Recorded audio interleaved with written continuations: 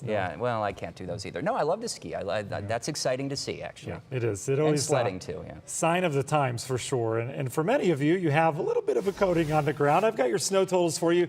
These are hot off the press from the National Weather Service. I think they're in numerical order. Okay, there they are. New London leading the way over in Huron County, over an inch of snow. Ashland, a little over ½ inch. We had a ½ inch in Lorain and Mansfield. I need to go over here. And you know, the other thing about this graphic, I put it together last minute.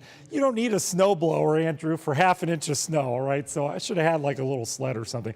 Anyway, Brunswick, Homerville, and Akron-Canton checking in at just a little bit of snow, right? A little bit over a trace, but nice to see a coating out there. And it's usually these snows where we get a little less than an inch that cause the most problems on area roadways. So please take it easy as you're heading out and drive at those posted speeds that ODOT's got out there. So temperatures, yeah, it's chilly out there. We're back into the 20s. The clouds are going to help keep us warmer than we were last night, dropping back into the mid and upper teens. We should settle back in the lower 20s tonight, maybe some upper teens, but we've got a pretty thick cloud deck out there as the system continues to pull on out. You can see that lake effect trying to get going. The winds aren't quite organized out over the lake yet. This general snow is gone, so it's going to be quiet south of 76 and over towards the west side of the Cleveland area overnight tonight. But it's that lake effect that we're going to see getting going here in a little bit. And it's going to be a brief window, but could cause some travel impacts out the door tomorrow morning. Speaking of travel impacts, this was a doozy, a historical winter storm blanketing Boston, New York, and then more importantly down to the south, Atlanta, all the way over to Houston. They saw their first snow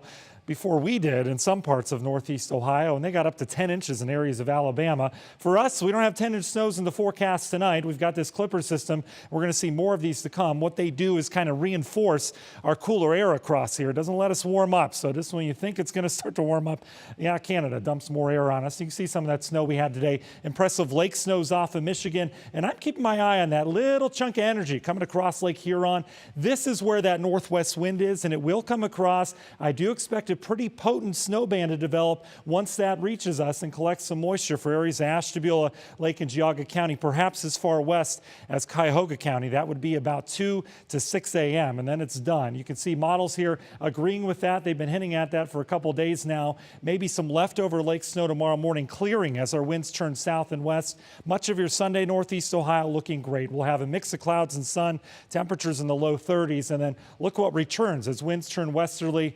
Perhaps more lake snow late tomorrow night on into Monday. That's a newer model development, so not quite bought into that yet, but something we need to plan for tomorrow night. And one thing's for sure, we've got a big old system out to the west, the Clipper, with more moisture than this last one had.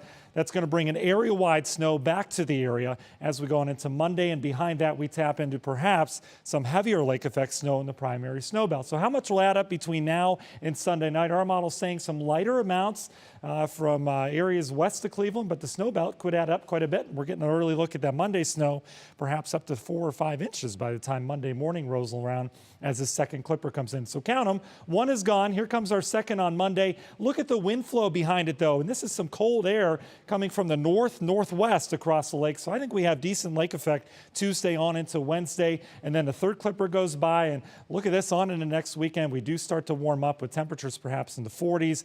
I don't think that lasts, though, as we may be back into the cold for Christmas, which is some good news. And just a look at a model's take on how much snow may add up. We could be talking our first significant accumulations as we go into the rest of the week. Universal Windows Direct 7-day forecast. Yeah, pretty decent system-wide snow on Monday. And then Monday night through Wednesday is the time frame I'm most concerned with for travel impacts around here. It's going to get colder, too. Temps only in the 20s Tuesday, Wednesday. And there's that warm-up with some slight snow chances as we go into the weekend. Andrew?